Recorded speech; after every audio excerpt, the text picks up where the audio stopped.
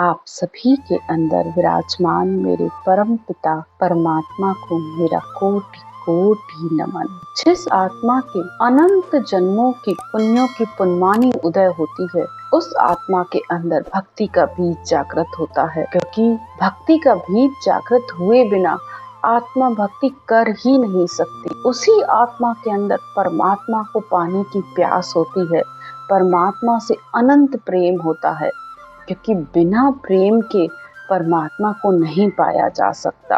आत्मा परमात्मा का अंश है, आत्मा प्रेम का स्वरूप है और आत्मा परमात्मा प्राप्ति का साधन भी है। हम ध्यान, योग, साधन, पूजा पाठ सब इसीलिए तो करते हैं ताकि हमको परमात्मा की प्राप्ति हो सके।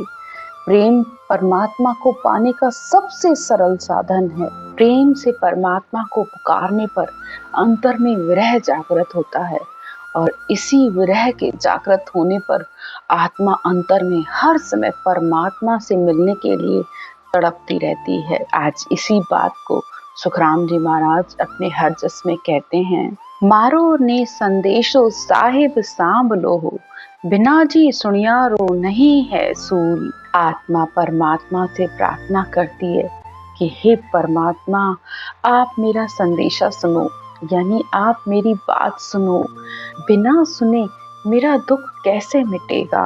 बिरहन बिचारी तन को छाड़ से, रही उरद मुख झूल। हे परमात्मा, जब ये आत्मा इस शरीर को छोड़ेगी तो बार बार इस जन्म मरण में आती रहेगी। ये आत्मा का सबसे बड़ा दुख है कि उसे बार बार इस शरीर को छोड़ना पड़ता है और हर बार उसे नया शरीर धारण करना पड़ता है और हर बार गर्भ की मार सहन करनी पड़ती है। तो ये आत्मा परमात्मा से विनती कर रही है कि हे परमात्मा, मेरे इस दुख को आप सुनो, क्योंकि आप जब तक मेरे इस दुख को सुनोगे ही नहीं तो मेरा वो दुख दूर कैसे होगा। आगे आत्मा कहती है, बरस 18 हर बिन काढ़िया, मारे आस रही घर मार। यहाँ सुखराम जी महाराज अपने लिए कह रहे हैं, क्योंकि उनको जन्म से ही शब्द तो आ गया था, लेकिन सुरत और शब्द का मेल नहीं था। तो उसी विरह में उन्होंने ये पद लिखे हैं। और आज भी अधिकतर लोगों की यही स्थिति है। जब भी वो भक्ति शुरू करते हैं, श्वास पर श्वास में रटना करते हैं, तो शब्द तो आ जाता है, वो धुन तो आ जाती है, लेकिन सुरत और शब्द का मेल न होने की वजह से उनको ये सुनाई नहीं देती है और अंतर में वो पुकार करते रहते हैं। आत्मा परमात्मा से मिलने के लिए हर समय तड़पती रहती है।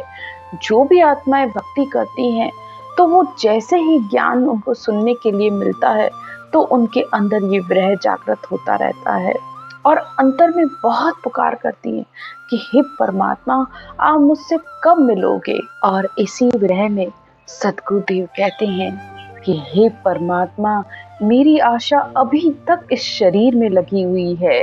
18 बरस मुझे बीत गए हैं, लेकिन अभी तक भी मुझे सुरत शब्द का मेल नहीं हुआ है। अभी तक भी मैं माया और ब्रह्म में ही मेरी आशा लगी हुई है। संसार में अगर माया दुख दे रही है, ये शरीर रूपी माया, तो ब्रह्म में भी दुख है, क्योंकि मनुष्य स्वर्ग और वैकुंठ तक की प्राप्ति में जो सुख मानता है, लेकिन वहां से भी लौट के आने का सबसे बड़ा दुख है। भले ही वह स्वर्ग के पहुंचने के लिए अनंत तप करता है, अनंत ही कार्य साधन करता है, लेकिन वहां से भी वापस आना पड़ता है। वहां भी पुण्यों की पुण्यवानी खत्म होती है तो मनुष्य को लौट के आना पड़ता है। ये बात सुखराम जी महाराज अपने इस हरजस में कह रहे हैं कि हे परमात्मा, जब तक मुझे ज्ञान नहीं था तो मुझे इस बात का पता नहीं था, लेकिन ज्ञान सुनने के बाद, समझ में आने के बाद ये मेरा दुख और भारी हो गया है कि यहाँ तक पहुँचने पर भी मनुष्य का दुख खत्म नहीं होता है। बिना तो डीठी साहिब चीज रो, माने दुख दालद नहीं होई। हे परमात्मा, जब तक मुझे ज्ञान नहीं था, जिस तरह बिना जब तक हम किसी चीज को देखते नहीं हैं या उस चीज का सुख नहीं लेते हैं तो हमें उसका दर्द नहीं होता है, यानी दुख नहीं होता है। लेकिन अगर सुख मिल जाने के बाद वो सुख छिन जाए तो मनुष्य को बहुत ही दुख होता है। इसी तरह जिस आत्मा को जब तक परमात्मा के बारे में पता नहीं है, भक्ति क्या होती है, तब तक वो आम इंसान की तरह संसार के सुख भोगता है और खुश होता रहता है।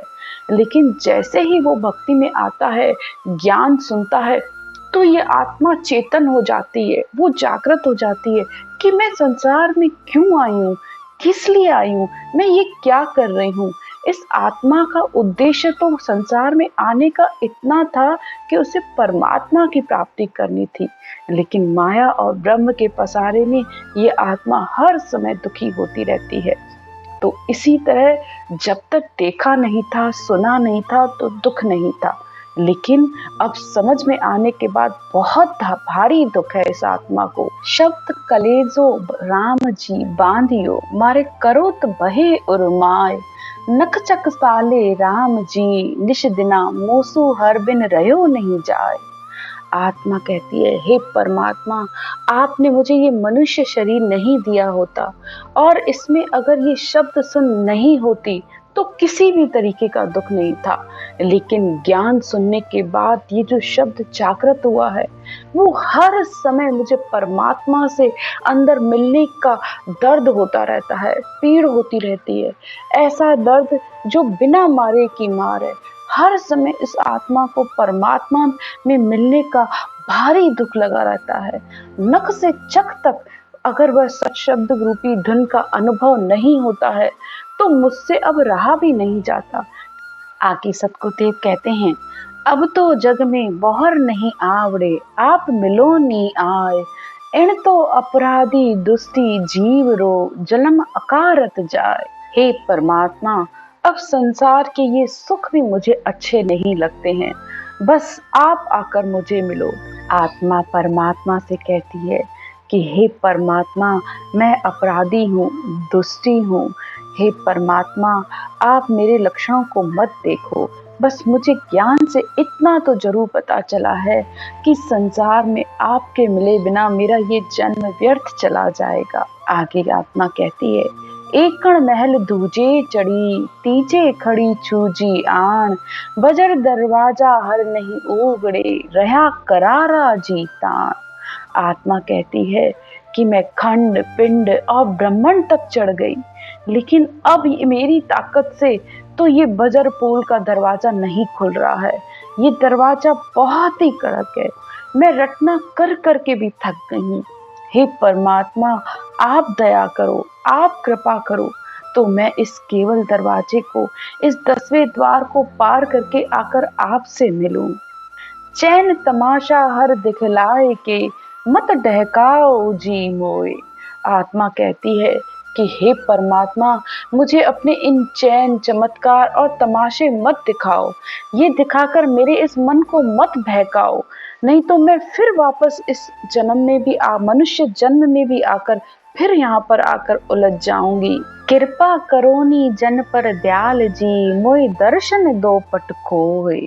हे परमात्मा, आप इस आत्मा पर दया करो, कृपा करो और मुझे अपने पट खोलकर दर्शन दो। जन सुखदेव हर जी सु बेनती, सुन जो जी सुरत लगाए, अमर लोक जी साहिब आप रो, मारे घणो जी देखण रो चाओ। आत्मा परमात्मा से बार बार बेनती करती है कि हे परमात्मा, आप मेरी प्रार्थना सुनो, मुझे आपका अमर लोक देखने की बहुत ही चाहना है, बहुत ही इच्छा है, क्योंकि बिना अमर लोक सतलोक प्राप्ति हुए बिना मैं आपसे मिल नहीं सकती। आज की चर्चा यहीं तक। राम राम।